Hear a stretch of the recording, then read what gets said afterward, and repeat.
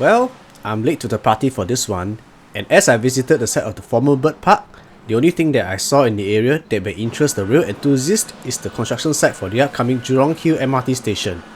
Also, the odd thing is that I never got the opportunity to ride this monorail while it was still running, so there's very little nuanced detail that I can share about this monorail, unlike what I did about the old Changi Airport SkyTrain. But since so many of you have been bugging me to do a video about this, for your sake, I'll read off and summarize the Wikipedia article for you. But I will share with you an anecdote about my non-first-hand memory about this monorail later in the video. The Jurong Bird Park Panorail was a monorail system within Jurong Bird Park that opened in 1992, about 21 years after the bird park originally opened. Before that, the park ferried visitors around with a diesel tram. The 1.7km monorail line consisted of 3 stations: Main Station, Waterfall Station, and Lorry Station, which was a later addition in 2002 for the newly built Lorry Loft at the time. It was the second monorail system in Singapore after the old Sentosa monorail, except that this one was fully air-conditioned. Riding the monorail was actually not free. There is a ticket price for it on top of the entry fee to the park itself, which may explain why I never got to ride it whenever my parents brought me to the park. And so, the monorail continued to run in the park until about 2012, when it was quietly closed and replaced with a trackless tram service, which means it was kind of back to how it was before the monorail. No official reason was given, but my best guess is that it was too expensive to maintain. Today, not only the monorail is gone, but Jurong Bird Park itself doesn't exist anymore, as the park closed in 2023 and was succeeded by the new Bird Paradise at Mandai.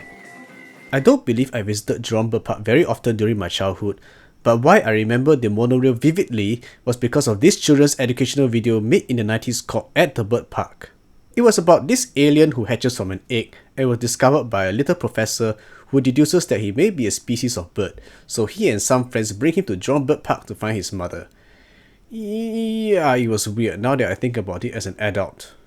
By the way, the show was produced by Form Records, a company known for producing educational videos for children back in the 90s, most notably the ABC English series with 哎呦呦老师 Chen Liping and the Mental Arithmetic series with 年老师. I'm sure some of our millennial audiences have seen them before when they were young. Unfortunately, these videos are in Chinese with no subtitles, so apologies for our non-Chinese speaking viewers. But what does this have to do with the Panorail? Well, the opening sequence of the show starts with a montage of shots of the kids in the monorail.